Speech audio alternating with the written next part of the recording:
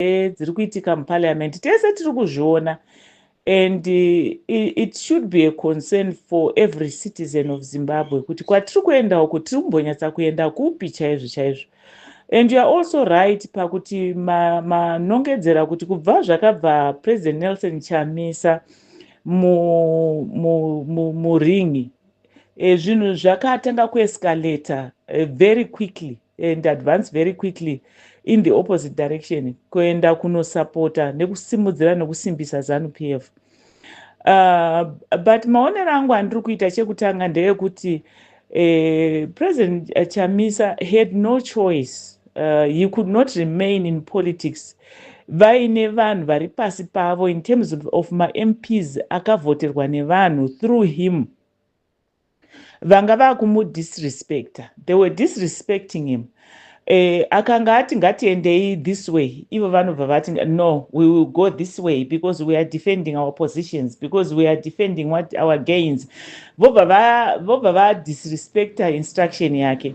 So that was compounded, of course, near the vicious battle that was against him through vana Chabangu nevamwe vese vakanga vachishandiswa, vana Linda Masarira nevamwe vese vakanga vachishandiswa against him.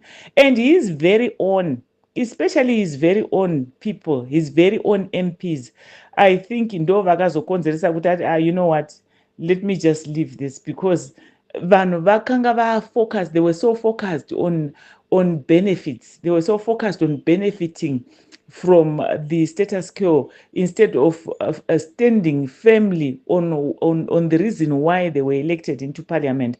Saka akasara amira mumhepo asina vanomuteerera, asina vanomunzwa. So inini I totally understand kuti if I were in his position, I would have probably done the same.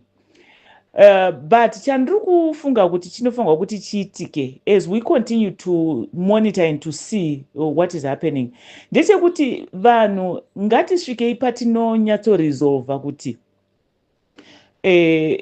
whether we have a leader or not, Zimbabwe is our country. We are the citizens of that country, and we have to make decisions and act in a way that protects our interests, nema interests evana vedu vachauya.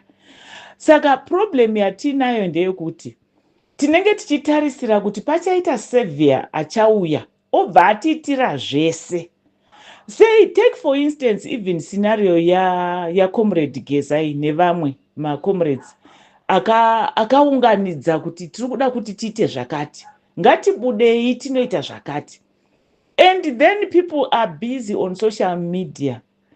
So they are so busy vachita mafilosophy, vachianalyze, vachitaura chirungu chakakura, vachidini, but no action. People are just there, just trying to prove how much knowledge, how much they know, kuti vakadzidza vane chirungu chakawanda and all that, but there's no action. And then you get some people who are totally against what needs to be done.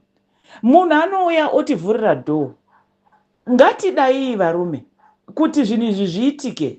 Vatungamiri, they come and go. Vatungamiri, we can always choose. But kana taita resolve yokuti we want these people out, because that should be the focus of every Zimbabweans right now. MuZimbabwe wese anofanirwa kunge ari kuti this thing should not be going on. This thing kana paita angotibatsira kuti tikwanise kuti tirongeke, to mobilize us kuti tirongeke, ngatibudei tiite saizvozvo, because vachamisa vari kudzi nevanhu Chamisa ngaataure haakwanisi kuti ataure considering security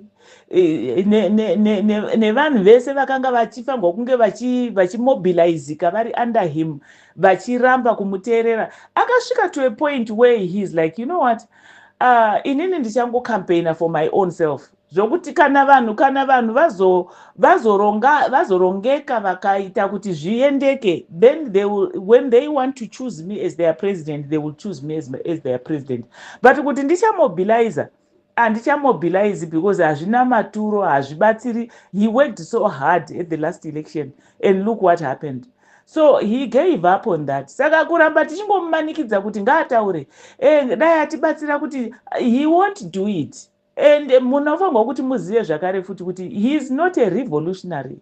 That man akataura pachena akati inini zvemhirizhonga handitombodi. Saka government iripo iyi haitombodi zvemadiplomasi, haitombodi izvozvo. Inoda vanhu vanosimuka vorwisa vobvisa, kana vabvisa vochisarudza maleaders avo. Kana ari Chamisa wavasarudza ndiye anovatungamira, kana ari whoever wavasarudza ndiye anochitungamira. Saka I don't understand kuti as much as tichitambudzika kusvikira tipararire kunyika dzese dzepasi panapa, tichingoramba chete kuti let's come together and arise against the system. Kungoramba izvozvo vanhu voswera vachingoita analyze each other, uyu akazodini, uyu akazodai, uyu ane nyaya dzake. All those things are not relevant at this stage. If we could only focus.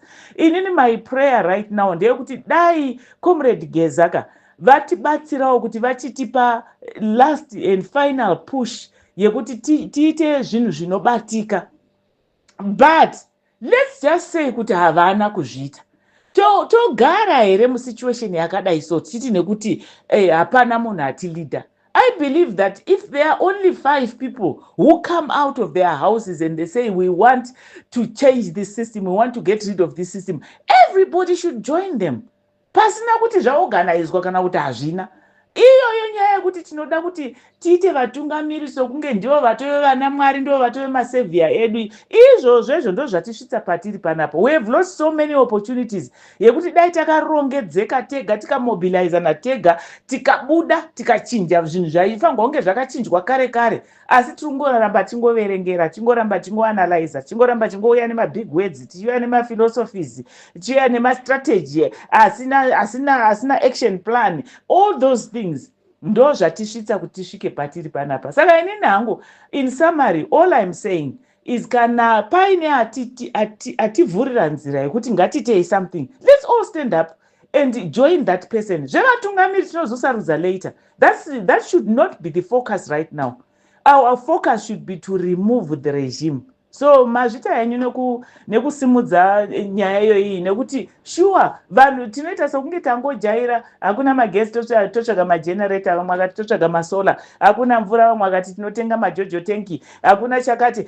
Vanhu vanenge vachingoita zvokungoti ivo vararame. But this is not the way a country should be run.